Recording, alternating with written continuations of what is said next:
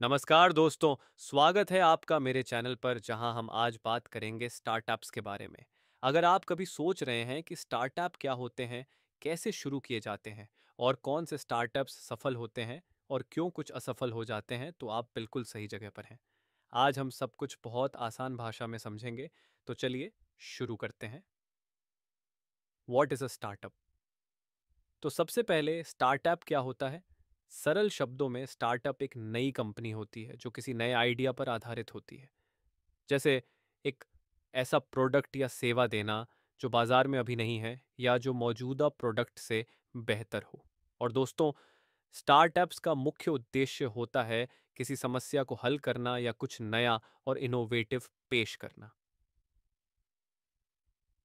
की components of a startup. अब बात करते हैं कि एक स्टार्टअप को चलाने के लिए किन चीज़ों की ज़रूरत होती है। सबसे पहले आपके पास एक बढ़िया आइडिया होना चाहिए। फिर उस आइडिया को अमल में लाने के लिए पैसे यानी निवेश की ज़रूरत होती है। स्टार्टअप्स में पैसा या तो आपकी सेविंग से आता है या फिर निवेशकों से।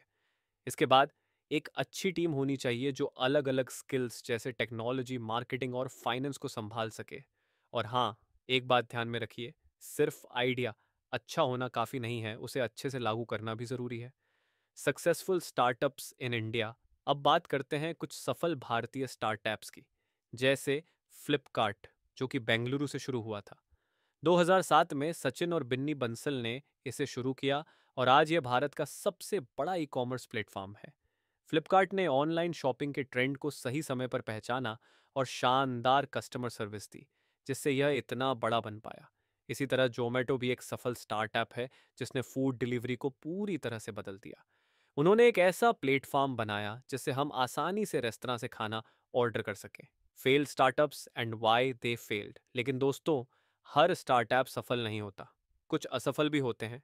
जैसे चेन्नई का स्टेजिला, यह एक होटल बुकिंग स्टार्टअप था, लेकिन 2017 में बंद हो गया। इसका मुख्य कारण था खराब वित्तीय प्रबंधन और प्रतिस्पर्धा का सामना न कर पाना। ऐसा ही एक और उदाहरण है पेपर टैप, जो एक ऑनलाइन ग्रोसरी डिलीवरी सेवा थी। 2016 में यह बंद हो गई क्योंकि उनकी डिलीवरी लॉजिस्टिक्स सही नहीं थी और ऑपरेशनल लागत बहुत ज़्यादा थी। Startup hubs in India. अगर हम स्टार्टअप हब्स की बात करें तो बेंगलुरु को भारत का सिलिकॉन वैली कहा जाता है। यहाँ बहुत से सफल स्टार्टअप्स शुरू हुए हैं, जैसे बायजूस और स्विगी। चेन्नई में भी शिक्षा और स्वास्थ्य के क्षेत्र में काफ़ी स्टार्टअप्स आ रहे हैं। पुणे में सॉफ्टवेयर से जुड़े स्टार्टअप्स की शुरुआत हो रही है, जैसे फर्स्ट क्राई और Mindtickle. Investment needed for startups. अब अगर आप सोच रहे हैं कि किसी स्टार्टअप को शुरू करने के लिए कितनी इन्वेस्टमेंट की ज़रूरत होती है, तो ये आपके आइडिया और इंडस्ट्री पर निर्भर करता है। जैसे टेक स्टार्टअप्स को ज़्यादा पैसे चाहिए होते हैं क्योंकि इसमें सॉफ्टवेयर डेवलपमेंट और इंजीनियरों की भर्ती के लिए निवेश की ज़रूरत होती है। शुरुआती निवेश आर एस RS 50 लाख से लेकर RS 5 करोड़ तक हो सकता है। वहीं अगर आप फूड डिलीवरी स्टार्टअप शुरू करना चाहते हैं, तो इसमें RS 10 लाख से RS 2 करोड़ तक का निवेश चाहिए होगा। ई कॉमर्स स्टार्टअप्स के लिए, जैसे फ्लिपकार्ट, RS 50 लाख से RS 10 करोड़ तक की ज़रूरत हो सकती है, जो कि इन्वेंट्री और मार्केटिंग पर निर्भर करता है।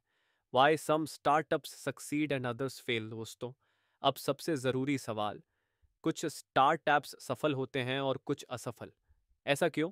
दरअसल जो स्टार्टअप सही समय पर बाजार की ज़रूरतों को पहचान लेते हैं, असली समस्याओं का समाधान करते हैं और अच्छे से फंड मैनेज करते हैं, वही सफल होते हैं। वहीं जिनमें मार्केट की सही समझ नहीं होती, फाइनेंशियल मैनेजमेंट सही नहीं होता या जिनकी टीम कमज़ोर होती है, वे असफल हो जाते हैं। कंक्लूजन तो दोस्तों, स्टार्टअप्स इनोवेशन, जोखिम और मेहनत का एक मेल होते हैं। अगर आपके पास एक अच्छा आइडिया है और उसे सही तरह से लागू करते हैं, तो आप भी अगला सफल स्टार्टअप बना सकते हैं। तो यह थी स्टार्टअप्स की कहानी। अगर आपको ये वीडियो पसंद आई हो तो लाइक और सब्सक्राइब ज़रूर करें और कमेंट में बताएं कि आप कौन से स्टार्टअप आइडिया पर काम करना चाहते हैं। मैं अगली बार और भी मज़ेदार और जानकारी भरे टॉपिक के साथ वापस आऊँगा। तब तक के लिए धन्यवाद और अलविदा। Signing off.